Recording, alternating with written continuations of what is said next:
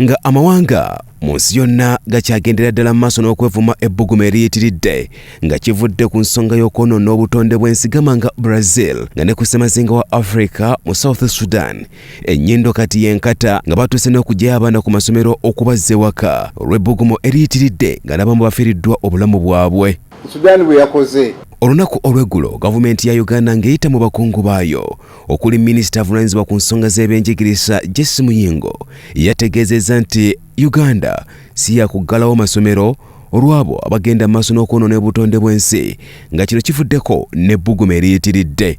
era twetaaga kupanikinga abaana baffe bajja kusoma bamaleko tetujja bawummuza lwa bbugumu nga bwe kiri ebweru wabula dine lubeere essomo gye tuli ffe bannayuganda okulaba nti ebintu ebireese ebbugumu eryo kibugumu ekyo ensonga tuzimanyi tutemye emiti twonoonye environment buli omu yeetabe mu programu yaffe nga Ministry of Education ey'okuzaawo emiti.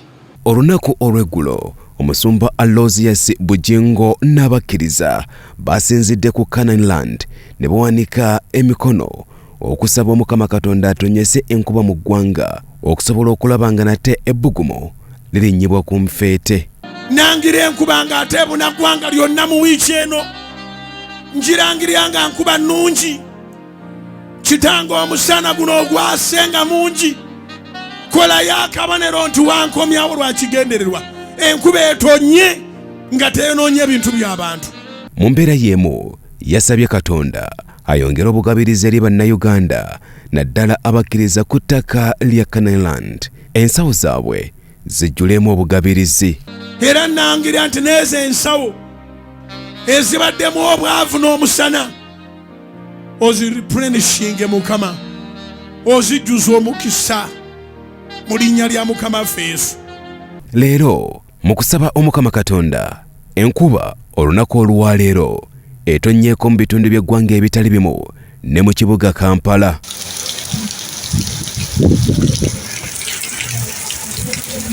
Bangi bewunyizza amaanyi Katonda ge yawa omusumba Alozias Bujjingo. Nga bw'agenda okutobya ensinga enkuba etonye ebbugumu lino likkakkane bw'atyo bw'aba akutobya n'omukisa kubira Mukama engalo ez'awaggulu yaniriza omukisa gw'aba akutobya nagwo. Era ayongedde okukoowoola abantu okujja ku Canaan Land ku lukuŋŋaana lwa Good Friday ng'ennaku z'omwezi 29 omwezi guno mu kusaba okugenda okubeera okw'enjawulo. Ekyokubiri ekyenjawulo ekigenda obeera mu Good Friday olemwe kugisubwa oleme kwejjusa lwe lukuŋŋaana olunene lwe tugenda okusembyayo ku Canaan Land tulyoke tusime omusingi gwa Pentagon. Any time from there omusingi gwa Pentagon gujja oba gusimibwa. Weetaaga okujja okutaapinga amafuta ago. Tuliddamu okuŋŋaana ku Canaan Land after Good Friday mu lukuŋŋaana olunene lulibeera lukuŋŋaana lwa kuggulawo Pentagoni. Tumwebaze Godfrey, Salt TV, Omunnyo.